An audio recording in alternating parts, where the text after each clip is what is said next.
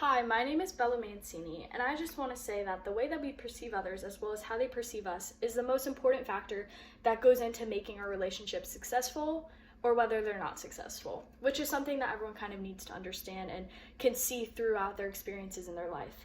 So, what's important in understanding how we find ourselves even further once we truly understand it is understanding what the self is.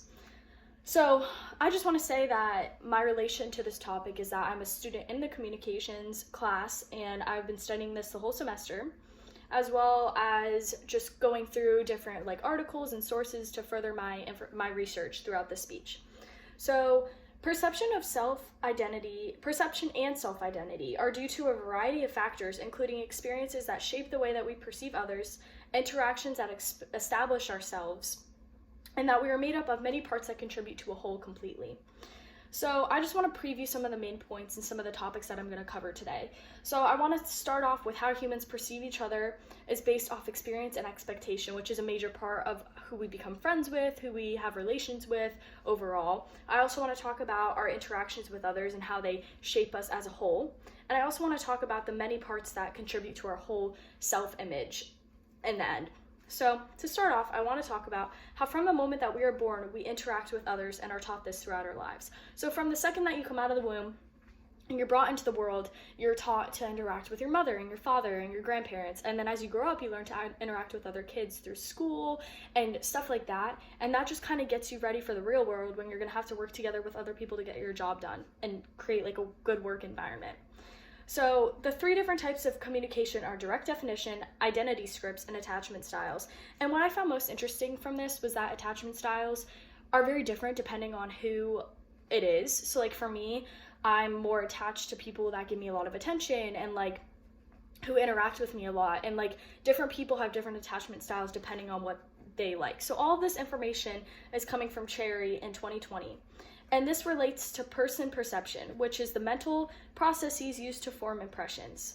So when we think about perceptions that you have made and developed, you just kind of think about how these have developed over time. So when your first impression of someone was compared to where you guys are at now. So you could, for example, if you see someone and you meet them and at first you're like, oh, I don't really think I get along with this person, and then later on they kind of grow on you and you guys become best friends. It's just how your personality and their personality changes over time and connects. So the subjective process is affected by variables, and we base perceptions off of minimal things, which is what I thought was very interesting, because usually our first impression of others is based off of very little information that we get from them. So moving on, I want to talk about how finding yourself comes from interactions, and all of this is from a website called PsychAlive. So we internalize perspectives of ourselves from others and change the dislikes that we have. So if anyone that we come across in our lives tells us something that they don't like about us, we kind of internalize that and turn it into something where we want to change that about ourselves, or we're really self-conscious about ourselves in that way. So an important part of life is finding ourselves, and this is at the root of everything that we do. So we always, from the critics that we have on the outside world, we also have an inner critic within us that tells us all the things that we do wrong about ourselves.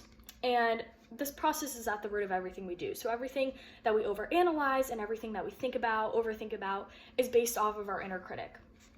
And this also has to involve becoming vulnerable and raw and open to seeing our flaws to adjust our inner self and become a better person over time, whether this means making new friends or just taking things that we've learned throughout our life and changing them to become a better person. Because usually you're going to change from the time that you're 5 years old to the time that you're 18, for example.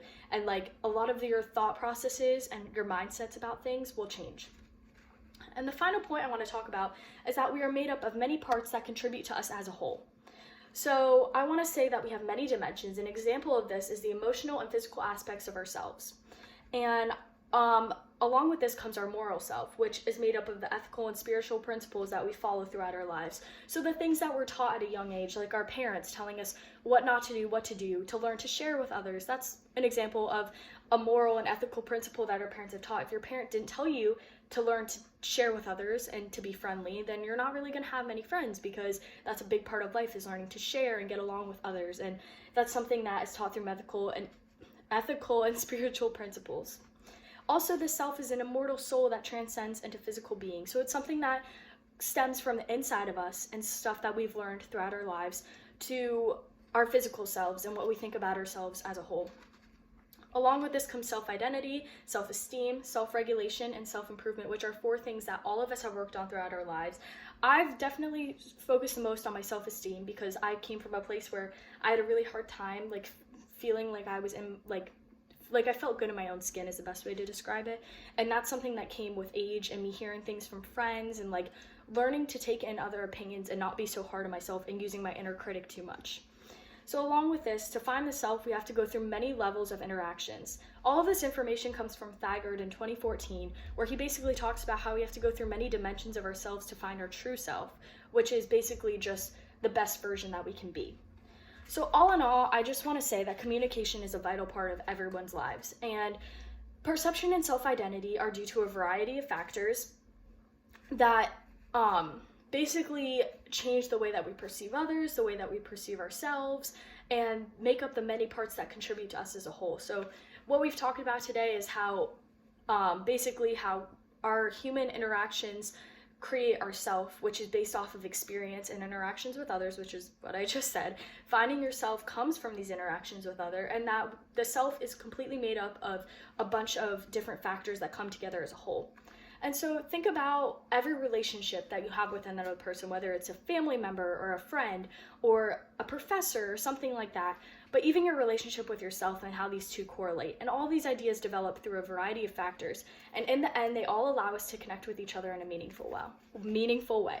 Thank you.